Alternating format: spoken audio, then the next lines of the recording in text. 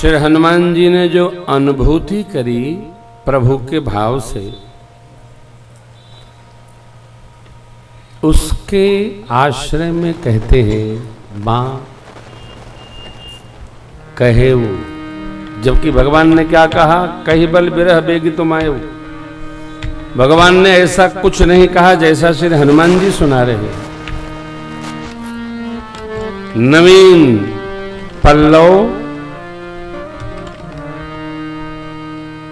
मानो जला रहे हैं, रात्रि काल रात्रि जैसी अनुभूति होती है। चंद्रमा की शीतलता, सूर्य की तीक्ष्ण रश्मियां वृष्टि कर रही है।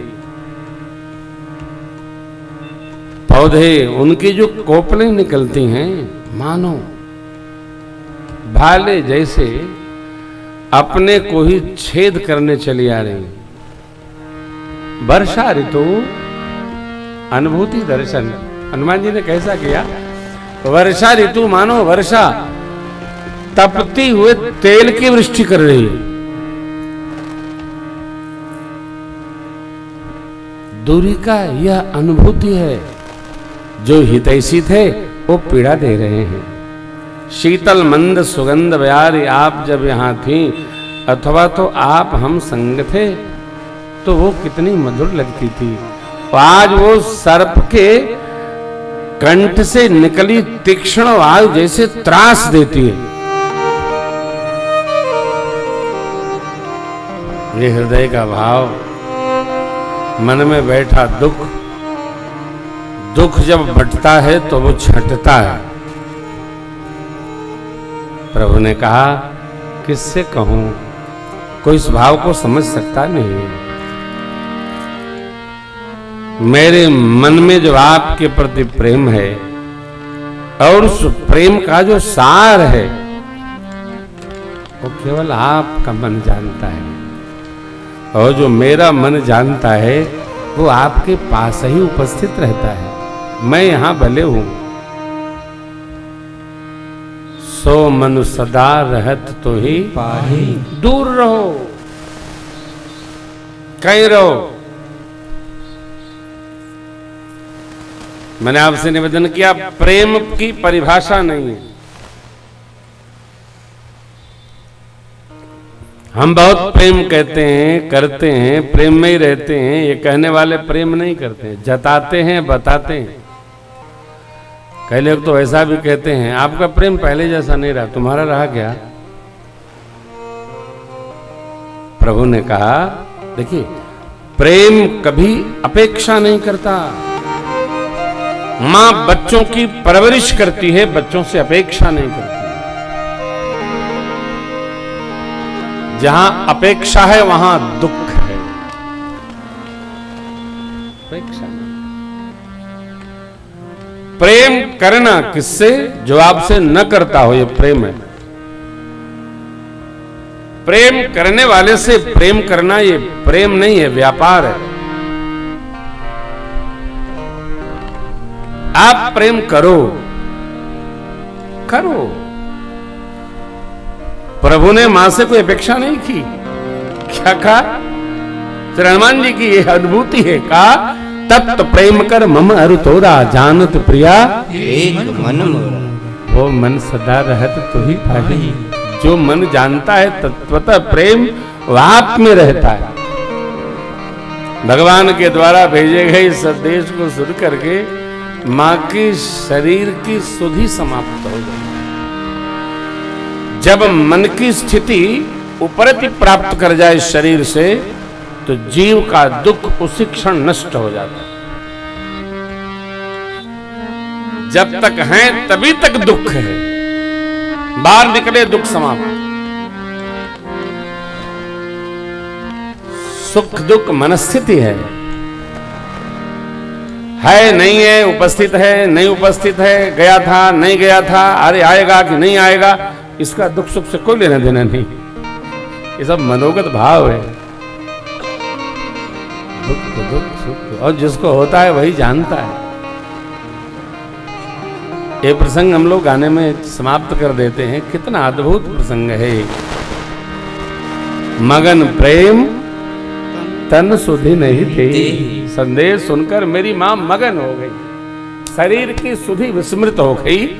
तो ये जो ताप था, जो रावण ने वचन कहे, सब समाप्त हो गए।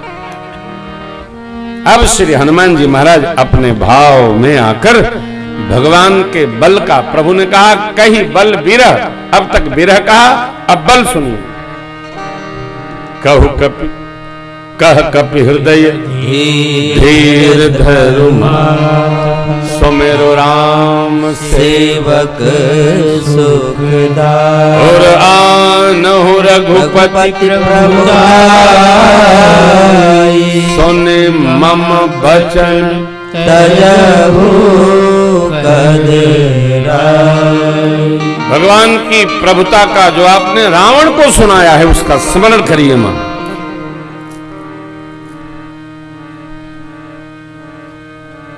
कई बार हम उपदेश कर तो देते हैं, अपने समझ में नहीं आता।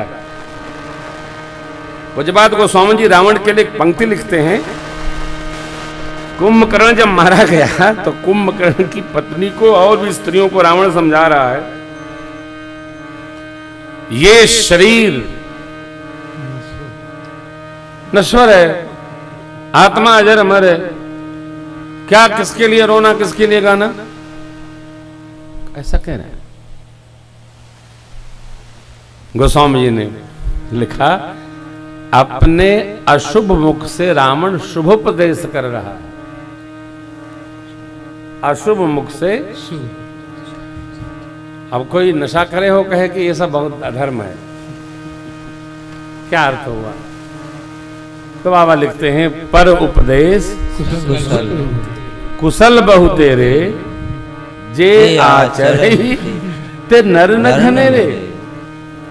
दूसरे को बताना तो सरल है, लेकिन अपने उसको समझकर व्यवहार में लाना बहुत कठिन है। इसलिए किसी महापुरुष का सिद्धांत है कि जो व्यवहार आपको अपने प्रति अच्छा नहीं जान पड़ता है, वो औरों के प्रति कदापि न करें। जैसे गाली आपको कोई देगा तो आपको बुरा लगता है, लेकिन आप जब दूसरे को देते तो आपको अच्छा लगता है। किसी को कड़वा कहे आप तो बहुत अच्छी बात है, तो कोई आपको कहे तो बहुत बुरा लगता है। जो व्यवहार अपने प्रति नहीं जमे, नहीं उतरे, उसको औरों के प्रति भी सावधानी रखनी चाहिए। अब हनुमान जी भगवान के प्रताप का अपना भाव सुनाते हैं। निश्चर निकर पतंग सम रघुपति कृष्ण जननी हृदय धीर धरु जरे निशाचर जान। हे मां, आप जानते हैं भगवान का तेज क्या है? अतः सूर्य स्वरूप है। आपने कभी इस पर विचार किया हो, न किया हो? दीपक की लौ के सन्मुख पतंगे क्यों कूदते रहते हैं? क्या मतलब? जानते नहीं?